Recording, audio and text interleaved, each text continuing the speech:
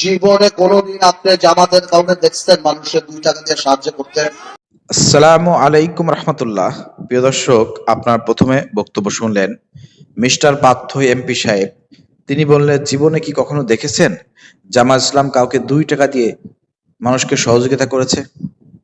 মানে এই 17 বছর ধরে মিস্টার পার্থ তিনি কি অন্ধ ছিলেন, নাকি আওয়ামী লীগের কোলে বসে, যেহেতু আওয়ামী লীগ পরিবার শেখ পরিবারের শেখ হেলালের মেয়েকে নাকি তিনি বিবাহ করেছেন, তো আত্মীয়তা ঘনিষ্ঠ সম্পর্কতার কারণে তিনি তো সবসময় ঢাকায় ছিলেন। নির্যাতন, অত্যাচার, হামলা মামলা সবসময় বাইরে ছিলেন, বউ তাকে সেভ করেছে।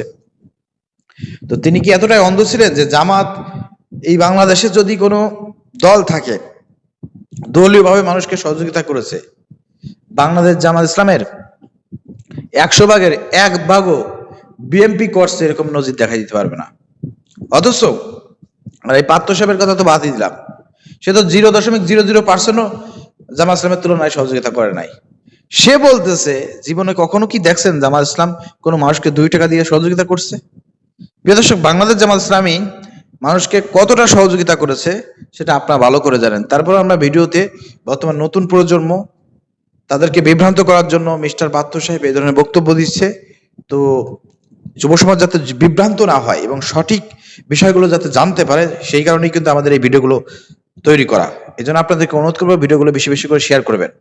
প্রিয় দর্শক, চলেন আমরা এবার জেনে আসি বাংলাদেশ জামাত ইসলামী তারা কি পরিমাণ সহযোগিতা করেছে। জুলাই যুদ্ধ থেকে শুরু করে বাংলাদেশে এমন কোনো দুর্ঘটনা নাই, অগ্নিকাণ্ড নাই, আপনার জাহাজ ডুবি নাই, যে কোনো বিষয়ে যখনই মানুষের সাহায্য প্রয়োজন, হেল্প প্রয়োজন, ধর্ম বর্ণ নির্বিশেষে জামাত ইসলামী সহযোগিতা করেছে। চলেন তার ডকুমেন্টস প্রমাণ আমরা দেখে আসি। জীবনে কোনোদিন আপনি জামাতের কাউকে দেখছেন মানুষের 2 টাকা দিয়ে সাহায্য করতে? বৈষম্য বিরোধী আন্দোলনে নিহত 34 শহীদ পরিবারকে 2 লাখ টাকা করে আর্থিক সহায়তা করেছে জামায়াত। বৈষম্য বিরোধী ছাত্র জনতার আন্দোলনে 36 জন শহীদ পরিবারের মাঝে আর্থিক অনুদান দিয়েছে জামায়াত ইসলামী।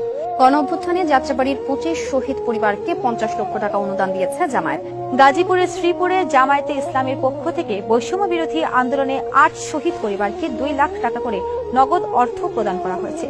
বৈষম্য বিরোধী আন্দোলনে শরীয়তপুর জেলার 12 জন নিহত পরিবারকে 2 লাখ করে অর্থ সহায়তা দিয়েছে জেলা জামায়াত। আমাদের সম্মানিত আমিরে জামাত ডক্টর শফিকুর রহমান সাহেব বার্ন ইউনিটে গিয়েছিলেন, আরো বিভিন্ন জায়গায় গিয়েছিলেন তাদের দেখতে, এবং তিনি ইতিমধ্যে ঘোষণা করেছেন যে তাদের চিকিৎসার জন্য 50 লক্ষ টাকা জামাতের পক্ষ থেকে তিনি বরাদ্দ করেছেন।